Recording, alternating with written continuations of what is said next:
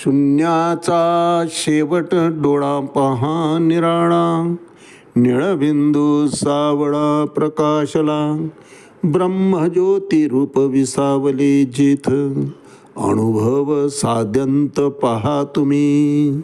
ऐसे कैलास नाथे सांगितले पार्वते, ज्ञानदेवा निवृत्ती तिची सांगे, माऊली ज्ञानेश्वर महाराज की जय.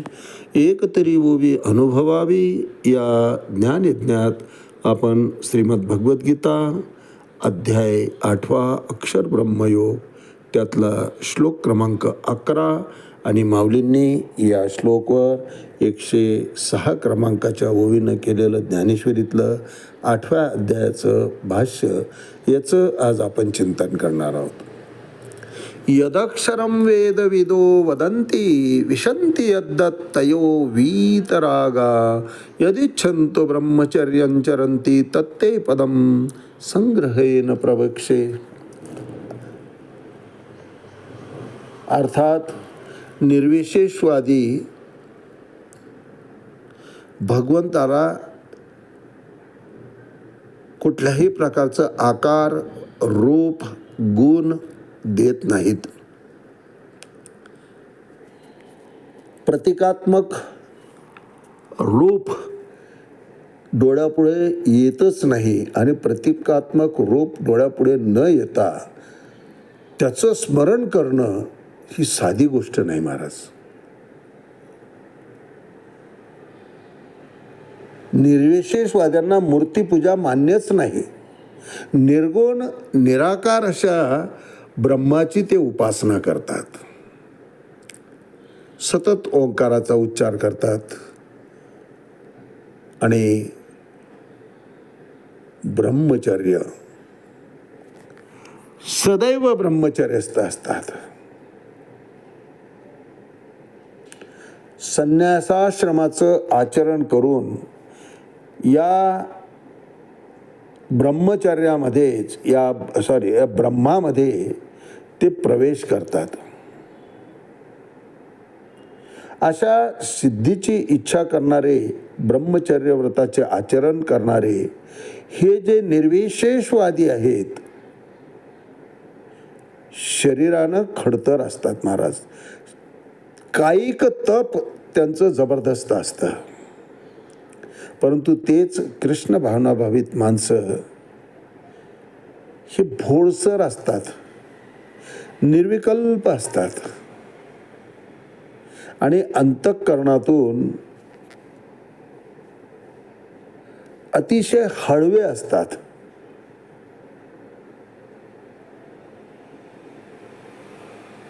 निर्विशेषवादी या योगानं मनुष्य मोक्षाची प्राप्ती निश्चित करून घेत असतो.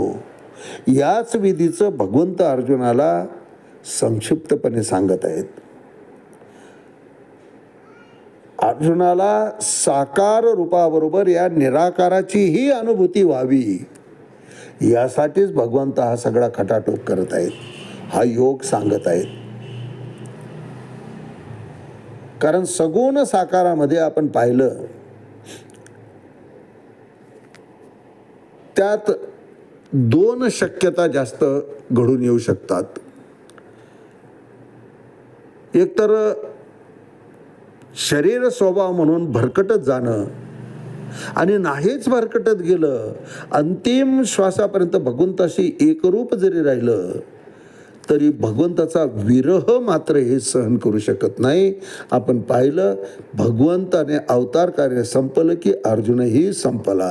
या उलट उद्धव महाराज मात्र जगताला मार्गदर्शन करत फिरले.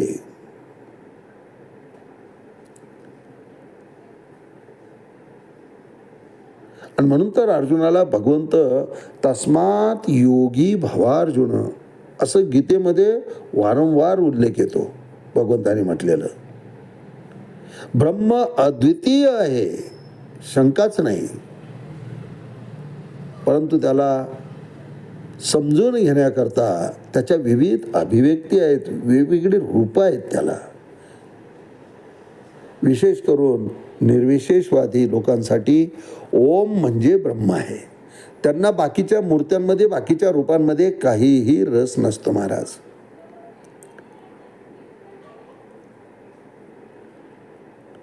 प्रजापिता ब्रह्मकुमारी त्यांचंही तत्व याच ठिकाणी असंच असतं. ताईंच्या मागे भाऊ असतात, ते फक्त सपोर्टिंग रोल करतात.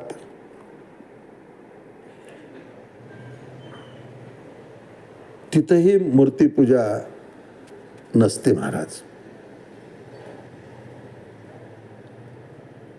ओंकार स्वरूपामध्येच भगवंताला पाहण्याचं त्यांच्यात प्रथा असते. भक्तीमध्ये मात्र तसं नाही.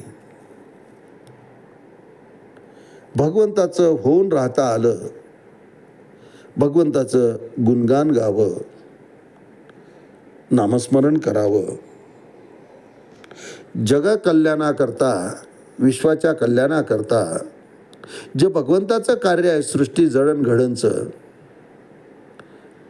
त्याच्या पोषणाचं, खारीच्या वाट्यानं का होईना ते प्रभूचं कार्य आम्ही आमचं नित्यकर्म करत असताना ते नित्य व्रतस्थ राहावं त्याप्रती, की दिवसभरामध्ये काही अंशी का होईना मी दुसऱ्याच्या कामी यायला पाहिजे, दुसऱ्याच्या मदतीला मी जायला पाहिजे. अडचणीत सापडलेल्यांना मदत माझ्याकडून व्हायला पाहिजे. मग ती आर्थिक असेल, बळाच्या स्वरूपात असेल, बुद्धीच्या स्वरूपात असेल, परंतु जगत कल्याणाकरता माझ्या हातून कार्य व्हायला पाहिजे. ही आंतरिक तळमळ पाहिजे महाराज. कारण ते कार्य प्रभूचं आहे. आणि आपण पाहिलं की एखाद्यानं आपलं कार्य केलं की आपल्याला आनंद होतो. परमेश्वराला का नाही होणार हो आनंद? भुकेल्याचा अन्न प्रदान करणं भगवंताचं कार्य आहे. या सृष्टीमध्ये कोणालाही तो उपाशी पोटी राहू देत नाही महाराज. वाऱ्यावर कोणाला सोडत नाही. भगवंत स्वतः सांगतात की सर्वस्यचा अहम हृदय सन्निविष्टो. सगळ्यांच्या हृदयस्थ आहे अर्जुना मी. ईश्वरा सर्वभूतानां हृदयस्य अर्जुन तिष्ठती. पण भ्रामयम सर्वभूतानि यंत्रारूढानि मायेया. पण मायेमध्ये गुरफटले गेल्यामुळे जीव भरकटत बसले आहेत, भ्रमिष्ट झालेले आहेत. त्या भ्रम अवस्थेतून बाहेर येण्याकरिताच हे दोन्ही मार्ग भगवंत या ठिकाणी विशद करतायत महाराज.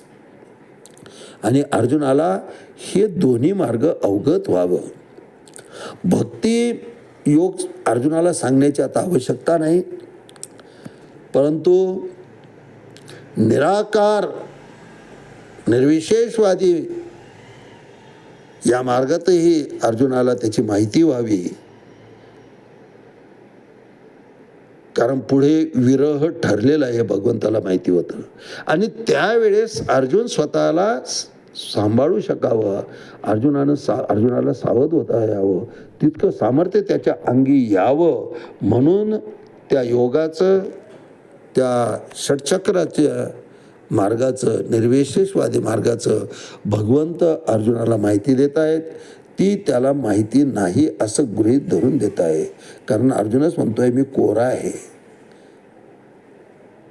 कार्पण्य दोषोप स्वभाव प्रच्छामि त्वाम धर्म सम्मूढ चेता. भगवंतही तेवढ्याच पुष्टी देतात की काही काळजी करू नको, तुला मी हे सगळं सांगेल. भक्तोसी मे सखा चेती रहस्यम हे तदोत्तमम.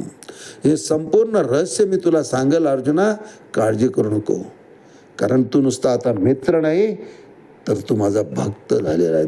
भगवंताने सुद्धा अर्जुनाचा भक्त म्हणून स्वीकार केलेला आहे.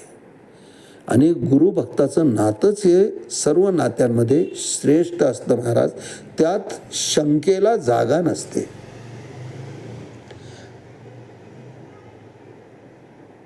शिष्यानं शंका विचारल्याबरोबर त्याचं निराकरण गुरु करत असतो. आणि करत नसेल तर तशा अर्धवट ज्ञानाचा गुरु हा व्यावसायिक गुरु होऊ शकतो. अध्यात्म गुरुचा स्थान त्याला प्राप्त होऊ शकत नाही महाराज.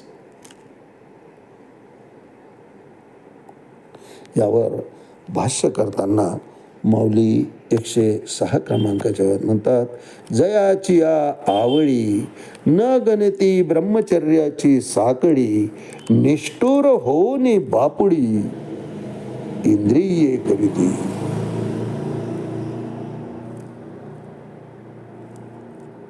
अर्थात संपूर्ण उर्वरित आयुष्य जाग आल्यानंतरचं